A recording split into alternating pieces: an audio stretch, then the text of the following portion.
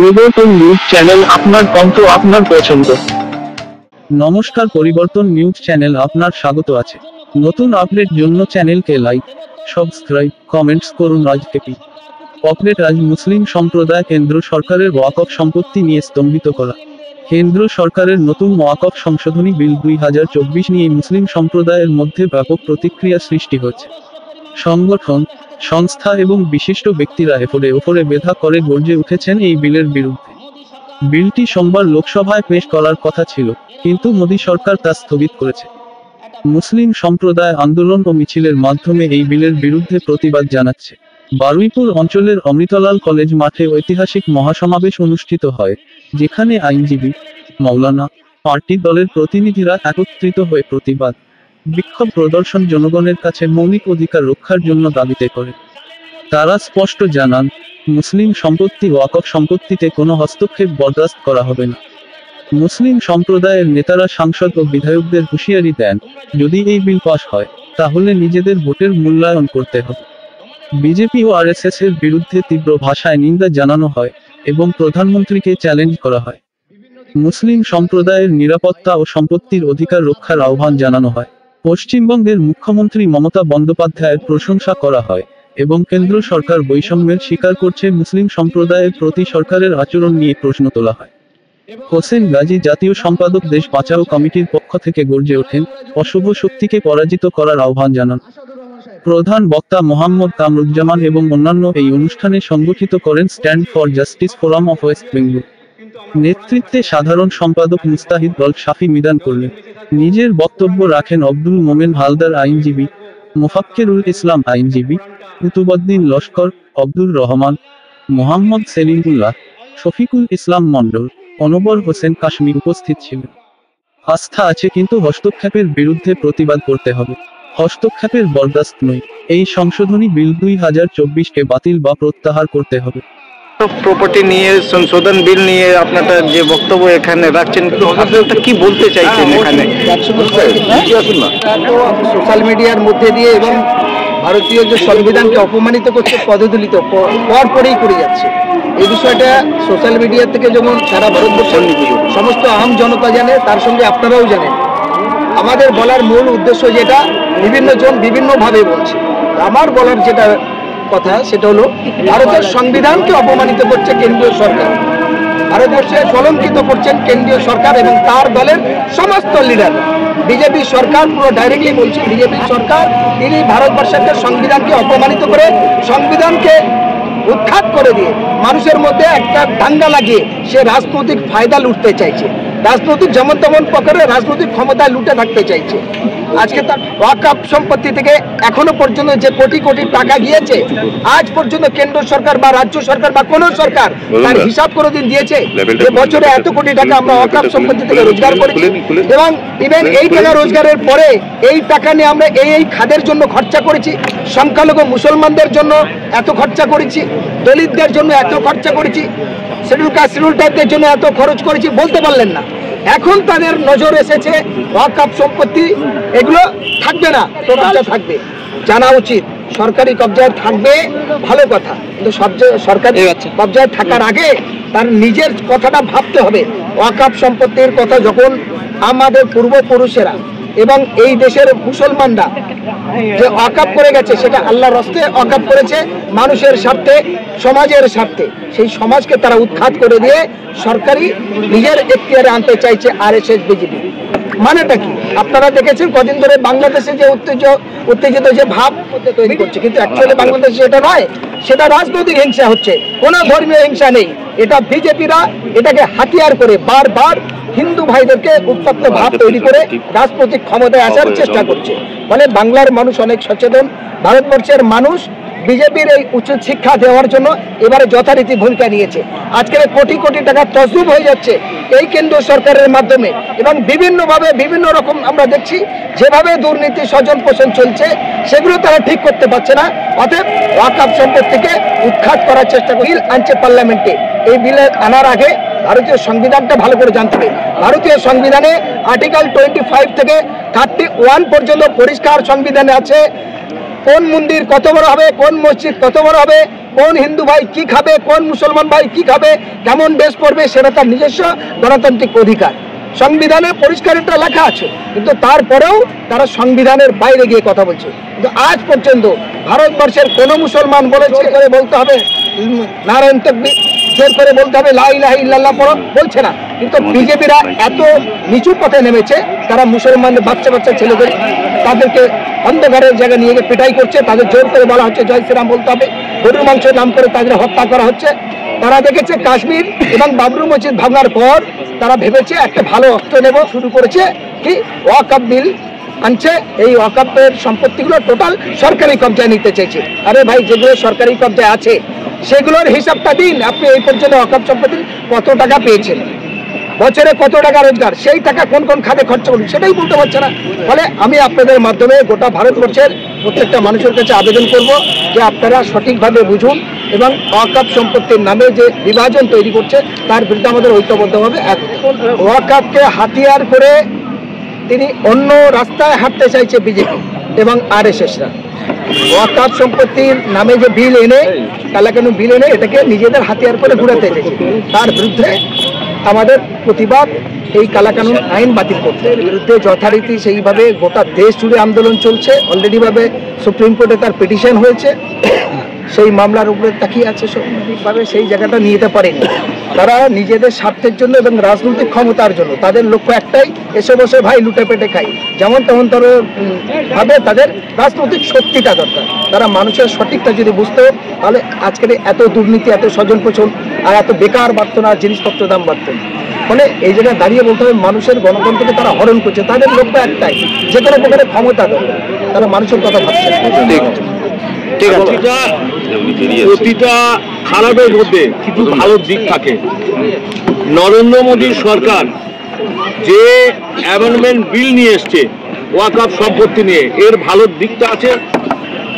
Stand for justice forum of West Bengal আজকের যে অনুষ্ঠানটা কলেজ মাঠে, এখানে সিপিএম, কংগ্রেস, তৃণমূল সহ বিভিন্ন রাজনৈতিক দলের নেতাদের যেমন একত্রিত করলো, তেমনি সারা বাংলা জুড়ে, সারা ভারতবর্ষে জুড়ে বিভিন্ন যে অরাজনৈতিক দলগুলি আছে তাদের কাছেও একটা বার্তা দিল, যে কোনো ক্ষেত্রে ওয়াকফ সম্পত্তি ক্ষেত্রে, নুপুর শর্মার কুমন্তব্যের ক্ষেত্রে, এনআরসির ক্ষেত্রে, আরজি করের ক্ষেত্রে সমগ্র মুসলিম সম্প্রদায়ের মানুষ আমরা সব একত্রিত, কোনো রকমভাবে হিংসা বিদ্বেষের মধ্যে নয়, শান্তিপূর্ণ আন্দোলনের মধ্যে দিয়ে সরকারকে কিভাবে ভারতবর্ষ থেকে উৎখাত করতে হয় এবং ওয়াকফ অ্যামেন্ডমেন্ট বিল কিভাবে উচ্ছেদ করে যেভাবে ওয়াকফ সম্পত্তি আছে পুনরায় সেই রকমভাবে থাকবে, সংখ্যালঘু মুসলিমরা যেভাবে সেই সম্পত্তি ব্যবহার করছে সেইভাবে ব্যবহার করবে। এর কোনো পরিবর্তন বিজেপি সরকার করতে পারবে না, পারবে না, পারবে না। ঠিক আছে, নিয়ে আসবেন না, পাস করাবেন না। এবং তারা বলেছেন যে আরো সাধারণ মানুষের মতামত সংগ্রহ করবেন, তারপরে পরবর্তী অধিবেশনে এই ওয়াকফ বিল নিয়ে আসার কথা তারা ভাববেন। তো লড়াই চলবে দেশ জুড়ে। অল ইন্ডিয়া মুসলিম পার্সোনাল ল বোর্ডের ব্যানারে যেমন আন্দোলন চলছে, আমরা বিভিন্ন মাইনরিটি অর্গানাইজেশন এই সংগঠনের ছত্রছায়া থেকে দেশ জুড়ে ঐক্যবদ্ধভাবে লড়াই চালিয়ে যাওয়ার অঙ্গীকার করতে চাই না। কিন্তু ওপার বাংলার কিছু ঘটনাকে কেন্দ্র করে, যার মধ্যে সিংহভাগটাই মিথ্যা, সেরকম কিছু নিয়ে এপার বাংলার হিন্দু মুসলমানের সম্পর্কের মধ্যে একটা বিদ্বেষমূলক পরিবেশ তৈরি করতে চাইছে। কিন্তু মিথ্যাকে তো বেশি দিন চালানো যায় না। আজকে সত্য আবার উঠে আসছে। বাংলাদেশ সংখ্যালঘু হিন্দু ভাইরা তারা বলছেন যে আমরা ভালো আছি, আমাদের ধর্মীয় স্থান মন্দিরগুলো সুরক্ষিত আছে, আমরা স্বাধীনভাবে ধর্ম পালন করছি। ফলে বোঝা গেছে ওই লড়াইটা হিন্দু মুসলমানের লড়াই নয়, ওটা হচ্ছে রাজনৈতিক লড়াই। কোনো দেশের আভ্যন্তরীণ রাজনীতি পারে, সেটা তাদের দেশের নিজস্ব বিষয়, কিন্তু ভারতবর্ষের মানুষ সেই লড়াইতে নিজেদেরকে জড়াবেন না। তাদের রাজনৈতিক লড়াই, তাদের ক্ষমতার লড়াই, তাদের দেশবাসী যে লড়াই যেভাবে নিয়ে যেতে চাইবেন চলবে। আমরা চাই প্রত্যেকটা দেশে সুষ্ঠু গণতন্ত্র প্রতিষ্ঠিত থাকুক, মানুষের ধর্মীয় স্বাধীনতা থাকুক, সমস্ত যারা ধর্মীয় সংখ্যালঘু তাদের নিরাপত্তা, তাদের ধর্ম পালনের স্বাধীনতা, এটার দিকে রাষ্ট্রপ্রধান যারা, সরকার যারা ক্ষমতায় থাকেন তারা যত্নবান হোক এবং যত্ন সহকারে নজর। সংশোধনী বিলের নামে বিগত দিনে যে ওয়াকফ নিয়ে যা বিল এসেছে তাতে ওয়াকফ সম্পত্তির কল্যাণের কিছু উদ্যোগ ছিল, কিন্তু এবারে যে বিজেপি সরকার ওয়াকফ সংশোধনী বিল নিয়ে এসেছে সমগ্র সম্পত্তিটা সরকার আত্মসাৎ করতে চাইছে। কল্যাণের পরিবর্তে যদি আত্মসাৎ করতে চায়, যদি ভাত দিতে না পেরে যদি কিল মারতে চায়, তাহলে তো তাকে আমরা বরদাস্ত করব না। তাই বিরোধিতা করছি, তাই দেশ জুড়ে প্রতিবাদ চলছে। ওয়াকফ সম্পত্তি মুসলমানদের নিজস্ব সম্পত্তি, মুসলমানদের কল্যাণের জন্য মুসলমানরা দান করেছেন। সেই সম্পত্তি কিভাবে কাজে লাগানো যাবে সেটা তো মুসলমানরা ঠিক করবে, সেটা তো ডিএম ঠিক করবেন না, সেটা তো কোনোভাবে কোনো হিন্দু কমিউনিটির মানুষ ঠিক করবেন না।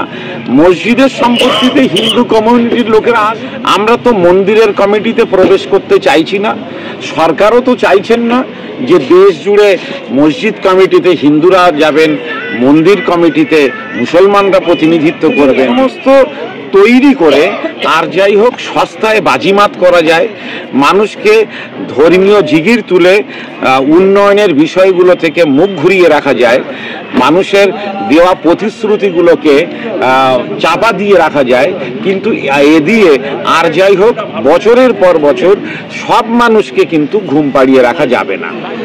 এই প্রশ্নটা করাটাই অন্যায়। আমার সংবিধানের উপরে আস্থা আছে কি না এটা প্রশ্ন করাটা চূড়ান্ত অন্যায়। ভারতবর্ষের নাগরিক, ভারতবর্ষের সংবিধানকে আমি পবিত্র সংবিধান বলে থাকি, ফলে সেই সংবিধানের প্রতি আস্থা থাকবে না? আস্থা আছে, বিচার ব্যবস্থার প্রতিও 100% আছে। তাই সুপ্রিম কোর্ট যখন বলেছিলেন যে বাবরি মসজিদের জায়গাটা অযোধ্যা মুসলমানদের জায়গা, মসজিদ আছে এটা সবাই দিনের আলোতে দেখেছে, মসজিদ ভাঙা হয়েছে এটাও গোটা ভারতবাসী না গোটা বিশ্ববাসী দেখেছে। সুপ্রিম কোর্ট যেহেতু চেয়েছেন যে ওখানে রাম মন্দির তৈরি হোক, তাই মুসলমানরা সুপ্রিম কোর্টের সম্মানার্থে হিন্দুদের অযোধ্যার বাবরি মসজিদের জায়গা রাম মন্দির গড়ার জন্য ছেড়ে দিয়েছেন। এর থেকে সংবিধানের প্রতি আস্থা, বিচার ব্যবস্থার প্রতি আস্থা মানুষকে আর কত রকম ভাবে পরীক্ষার দিতে হবে, যে প্রকাশ করার জন্য কত রকম পরীক্ষা দিতে হবে, এদের চিন্তা করার কোনো কারণ নেই, প্রয়োজনও নেই। একটা দরজা বন্ধ থাকলে হাজার দরজা খুলে যায়। অন্যান্য যদি ভারতের ব্যবসায়ীরা সেখানে রপ্তানি করবে না, তাহলে অন্য দেশের ব্যবসায়ীরা তার সুযোগ নেবে, এটা আমাদের দেশের ক্ষতি হবে, ভারতের ক্ষতি হবে, ভারতের ব্যবসায়ীদের। ফলে রাজনৈতিক আভ্যন্তরীণ রাজনৈতিক উত্থান পতনের জন্য আমাদের দেশের পেঁয়াজ যাবে না, আমাদের দেশের আলু সেখানে যাবে না। তারা বয়কট করতে পারে, কিন্তু তারা যেন আমাদের দেশের পণ্য তারা বয়কট না করে। এটাই হবে দেশের কল্যাণের জন্য, দেশের উন্নয়নের জন্য উত্তম প্রস্তাব। ঠিক আছে। বিভিন্ন গুণীজন আমার সামনে দেশ স্বাধীনতার পর দেশের যে সংবিধানের নেতৃত্ব সঠিক পথ চলতে পারছে, এটাই সব থেকে বড় কথা। আজকে স্বাধীনতার পর এই ৭৬-৭৭ বছর পরে আজকে যে ভারতবর্ষের সংখ্যালঘু কারা, মুসলমান কারা বা দলিত কারা বা আদিবাসীরা কারা, আবার নতুন করে প্রমাণ করতে হচ্ছে যে আমরা আমাদের, আমি দ্বিতীয় ভাষায় আপনাদের বলতে মাধ্যমে ওই আরএসএস বিজেপি যারা দেশকে ভেঙে টুকরো টুকরো করতে চাইছে তারার সঙ্গে কান তুলে তোমরা সরো। যে অমিত শাহ, নরেন্দ্র মোদী এবং শুভেন্দু অধিকারী বড় বড় কথা বলছিল, তার বাবারও তখন জন্ম হয়নি। এই দেশের যখন ঐতিহ্যকে রক্ষার জন্য লন্ডন করেছে, সেই সময় আরএসএস বিজেপিদের থেকে খুঁজে পাওয়া যায়। অমিত শাহের টুকরো খুঁজে পাওয়া, মুসলমান দলিত আদিবাসী আমরা এই দেশে জন্মেছি। ওই 1 পয়সা 2 পয়সা করে চাঁদা তুলে তুলে 1 লক্ষ টাকা তৎকালীনের বাজারে ওই পণ্ডিত গান্ধীদের হাতে দিয়ে বলেছিল মুসলমানরা 12.5 লক্ষ মুসলমান মনে করছে নিজের বাপের দেশ। আজকে বাজারে যাচ্ছেই অমিত শাহ এবং এই শুভেন্দু অধিকারীরা দেশ দেশের কর্মস্থানের ব্যবস্থা রাখছে মিথ্যা অজুহাত দিয়ে একদম ভারতকে টুকরো করার অধিকারীরা মিথ্যা প্রমাণ চড়াচ্ছে। পরশুদিন দলিতদের মন্দির ভাঙে এই দেশের ওই শিখ ইসাই সবাই একই স্কুলে পড়ি, একই বাসে যাই, একই ট্রেনে যাই, একই মধ্যে আমরা চলি, আমাদের মধ্যে ঐক্য ভাঙছে কারা? এই RSS বিজেপিরা। আজকের জানতে হবে ভারতবর্ষের সংবিধানের আর্টিকেল 25 থেকে 31 পর্যন্ত পরিষ্কার সংবিধানে লেখা আছে যে হিন্দু হিন্দুর মতো চলবে, মুসলমান মুসলমানের চলবে, দলিত দলিতের মতো থাকবে। অপদার্থ, অত্যাচারিত, সাম্প্রদায়িক, দুর্নীতিগ্রস্ত ফাসিস্টবাদ বিজেপি সরকার একবার বলছে 3 তালাকের আইন, একবার বলছে 370 আইন, একবার বলছে एक देश एक बात एक कानून चलेगी और मुसलमान को हिंदू বলছে লড়াই চাই। আর আমাদের ইসলাম এবং শান্তির প্রতিষ্ঠান ধরে আমরা স্বীকারছি না, আমরা দাঙ্গা নয় হাঙ্গা নয়, চাইতে বড় শান্তি আর হিন্দু মুসলমান মিলেমিশে। আর এই উত্তরপ্রদেশে প্রকাশ্য মুসলমানদের খুন করা হচ্ছে, প্রকাশ্য মসজিদ ভাঙা হচ্ছে, প্রকাশ্য আদিবাসীদের মেরে গাছে ঝুলিয়ে দেওয়া হচ্ছে। শুভেন্দু এবং বিজেপির ঐক্যবদ্ধ হওয়ার আহ্বান জানিয়ে আমি আমার সংক্ষিপ্ত কথা এখানে শেষ করলাম। অন্যতম আলোচক প্রধান অতিথি হাইকমিশন দপ্তর সেটাকে বন্ধ করার হিন্দু মুসলমানের ভোটকে মেরুকরণ করব, ডিভাইড করব, এটা আপনার কিন্তু আপনাকেই ক্ষতি। মিথ্যা রাজনীতি করে যে আমরা জেপিসির বৈঠক বয়কট করব, কিন্তু গত 19 নভেম্বর আপনারা কলকাতাকে জনবিপ্লব ঘটিয়েছিলেন। তারপরের দিন তারাই আবার সাংবাদিকদের ডেকে বললেন না আমরা শুধু লড়াই পার্লামেন্টের মধ্যে করব না, পার্লামেন্টের মধ্যে যেমন লড়াই হবে তার পাশাপাশি কলকাতার বিধানসভাতেও আমরা বিজেপি সরকারের ওয়াকফ অ্যামেন্ডমেন্ট বিলের বিরুদ্ধে মুখ্যমন্ত্রী এই বিলের বিরুদ্ধেও কথা বলেছেন। ফলে আন্দোলনের একটা শক্তি আছে, আন্দোলন আপনাদের চালিয়ে যেতে হবে। পার্লামেন্টের স্পিকার তিনি ঘোষণা করেছেন এই যে অধিবেশন চলছে, যে অধিবেশনে তারা বলেছিলেন, অমিত শাহ বলেছিলেন যে हम लोग बिल पास कराएंगे